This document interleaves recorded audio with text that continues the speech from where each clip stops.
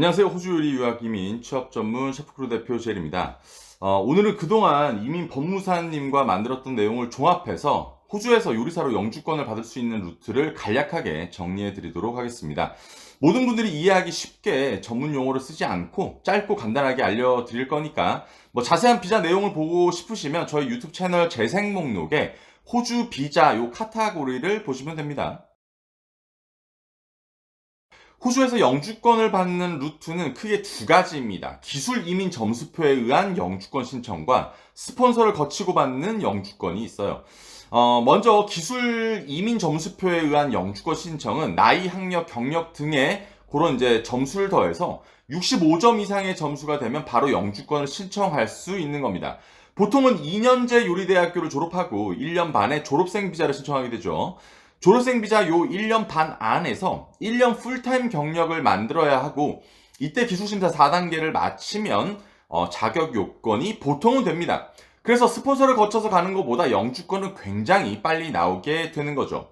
여기에서 문제가 이 비자는 모든 사람에게 주는 게 아니라 정해진 인원만큼만 뽑습니다. 그래서 누구나 신청할 수는 있지만 학력이 낮은 부족 직군들은 학력이 높은 직군에 비해서 전체 점수가 밀리게 되고 그 정해진 인원에서 계속 밀려나게 되는 거예요. 예를 들어서 이번에 시드니에서 500명을 이 비자로 준다고 해봅시다. 보통 요리사는 2년제 전문대학을 나오고 막 영어 점수가 평균 한 6.0인데 의대나 공대 나온 사람들은 학사를 졸업하고 영어 점수도 막 8.0이면 요리사에 비해서 학력 점수가 높고 영어 점수도 높아져서 총 점수가 아주 크게 차이가 나겠죠. 그런데 이 지금 주려고 하는 숫자가 500명을 뽑는데 근데 500명 다 이런 의대 공대생이라고 생각해 보세요. 요리사를 선택한 사람은 신청조차 불가능해질 거겠죠. 그래서 코로나 이전에는 요리사로 이 기술 이민 점수표에 의한 이민, 즉 189, 190 비자는 불가능했었습니다. 간혹 가다가 요리 유학생인데도 불구하고 영어 점수 8.0 받으신 분들이 있는데 이런 분들만 약간 플러스 5점 주는 190 비자로 겨우 가능했었어요. 여기에서 조금 쉬운 기술 이민은 있습니다. 사글이라고 하는 비자인데 이것도 기술 이민 점수표대로 하는 건 맞지만 인구 저밀도 지역에서 공부하고 경력을 쌓은 사람에게 학사를 공부한 것만큼의 플러스 점수를 줍니다. 거기다가 인구 저밀도 지역에서 공부하고 경력을 쌓았다는 플러스 점수를 주어서 이 비자를 많이 신청을 했어요. 이 비자의 장점은 학교 졸업 후에 1년의 경력을 쌓고 5년짜리 비자가 나오는 건데 이 5년 안에 아무 직업이나 풀타임으로 법정 임금을 받고 3년을 일할 경우 영주권을 신청할 수 있습니다. 요리를 조금 빨리 포기하고 싶은 분들이나 도시의 삶이 싫으시거나 나이 문제가 있는 분들은 491 비자라는 옵션을 많이 생각하셨었죠. 코로나 기간 동안 퍼스나 캔버라에서 이 491 비자를 받기 위해서 시드니에서 엄청나게 이동을 많이 했습니다. 189나 190 비자는 지금은 사람 자체가 없어서 이 비자도 수월하게 진행을 할 수 있는 거지만 1년이나 2년 뒤면 요리사는 당연하게 예전처럼 안 될 거라고 생각을 합니다. 예전 19년, 18년 전에 제가 요리 유학으로 이 기술 비자를 통해서 엄청 쉽게 비자를 받았고 요때 엄청 쉽게 영주권을 줬어요. 제가 르꼬르 동부를 다닐 때 적게는 한국 사람이 르꼬르 동부에서 80%를 차지할 정도로 굉장히 한국 사람들이 많았었습니다. 제가 유학을 할 때는 요리대학교 졸업하고 IELTS 5.0 있으면 그냥 영주권을 신청할 수 있었어요. 이렇게 되니까 뭐다? 요리로 영주권 받고 요리 안 한다. 그래서 호주 정부는 머리를 썼습니다. 그동안의 실수에서 배운 거겠죠. 그래서 전문 학사만 있어도 되고 학비가 저렴한 기술직은 영주권을 빨리 주지 않으려 하고 인구가 부족한 시골로 유도를 하고 있는 거겠죠. 그래서 재정립하고 재정비한 비자가 바로 TSS 스폰 비자에서 ENS로 가는 겁니다. 호주 입장에서는 스폰서라는 긴 비자를 통해서 호주에서 필요한 직군의 인력을 묶어둘 수 있게 되는 것이고 부족한 인력을 장기간 보충할 수 있게 되는 거죠. 업주 입장에서도 이직률이 많고 퇴사율이 많은 이 요리사를 장기적으로 고용할 수 있는 것이고 요리사 입장에서도 연봉 7만 불로 올랐겠다 장기적으로 비자 걱정 없는 윈윈 시스템을 만들어 놓은 겁니다. 이것도 2024년 7월 정도에 세분화시키겠다고 하는 거죠. 업주에게 부담을 덜 줄 수 있고 경력이 적은 사람은 쉽게 스폰서를 찾을 수 있다는 게 골자입니다. 네, 새로운 소식 나오면 또 알려드릴게요. 자, 그래서 두 번째 영주권 루트는 스폰서를 거쳐서 영주권으로 가는 방법이고 저희 쪽 통계에서 약 90%는 이렇게 영주권을 신청하게 됩니다. 그럼 대다수의 사람들이 신청하는 이 TSS 비자를 거쳐서 ENS로 가는 영주권이 힘든가?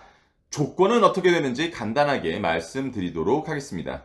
우선 요리사 경력의 조건과 정의는 파인다이닝에서의 경력을 말합니다. 파인다이닝의 개념은 사실 엄청나게 넓어요. 간단하게 설명하면 테이블이 있고 식기류를 제공하며 메뉴가 존재하고 셰프가 고용되어 있는 뭐 이런 등등등입니다. 여기에서 다이닝의 규모나 직원 숫자 그리고 매출도 당연하게 보겠죠. 그러니까 테이크어웨이 샵이나 배달 음식점, 패스트푸드점이나 작은 카페 정도는 안 된다는 말이고 반대로 거의 대부분의 다이닝이나 호텔, 케이터링 회사 규모가 큰 카페도 스폰서가 된다는 이야기고 2023년 기준 시드니의 카페나 레스토랑 등록 숫자는 19,000여 개가 넘습니다. 그러니 직업을 못 찾고 스폰서를 못 구하는 건 정보력의 부재이거나 아예 이런 기본 교육도 못 받은 분들이 굳이 안 가도 되는 작은 음식점에서 벌벌 기면서 스스로 노예비자라고 칭하고 호주 이민법을 욕하고 다니시는 거겠죠. 전 전혀 이해가 가지 않는 불만들입니다. 요즘 한인 식당들도 그룹화되어서 복지나 임금 면에서 호주보다 더 좋은 조건들도 많습니다. 여러분 모르면 문의를 주세요. 제가 한인 식당들을 안 좋게 본다라고 착각하시는 분들이 많은데 아닙니다. 막 주 6일 시키고 세금을 현금으로 돌려받는 악덕 업주만 거지같이 생각하는 거고요. 그런 곳에서 일하면서 호주 요식업계를 욕하거나 비자나 영주권에 대해서 비난하는 어리석은 사람들만 거지같이 생각하는 거예요. 저희 유튜브에서 스폰서 비자 들어간 분들 인터뷰를 꼭 한번 봐보시길 바래요. 호주 사람이든 한국 사람이든 요식업 사장님들 만나보면 이건 당연하게 노동자에게 좋은 법이라고 한결같이 말합니다. 그리고 여러분 이런 육체 노동 기술 직업 선택하고 긴 시간 영주권 걸리는 루트를 가지 않고 싶으시면 학비를 억 단위로 쓰시면서 소위 말하는 화이트 칼라 직업을 선택하셔서 영어 점수 7.0, 8.0 이렇게 받으시면 돼요. 굳이 힘들게 왜 요리를 해서 자기 직업에 대해서 궁시렁궁시렁 대고 있습니까? 대한민국 떠나와서 호주를 선택한 것도 지금의 상황상 요리사라는 직업을 선택한 것도 본인 선택이고 이 선택을 왜 잘못됐다고 생각하면서 불만만 가득한지 모를 분들도 많습니다. 다른 사람들은 영주권 받고 요리사로 10만 불 넘게 받으면서 그런 위치에서 다른 직업으로 이직을 고려해보는 사람들도 있어요. 노력은 하면서 영주권 타령하시는지요? 영주권 받는다고 여러분 인생이 변하지 않습니다. 그 정도에서 다른 직업을 가진들 뭐가 달라질까요? 요리와 요리사, 요리 산업에 집중해서 이 한 분야라도 끝장을 보십시오.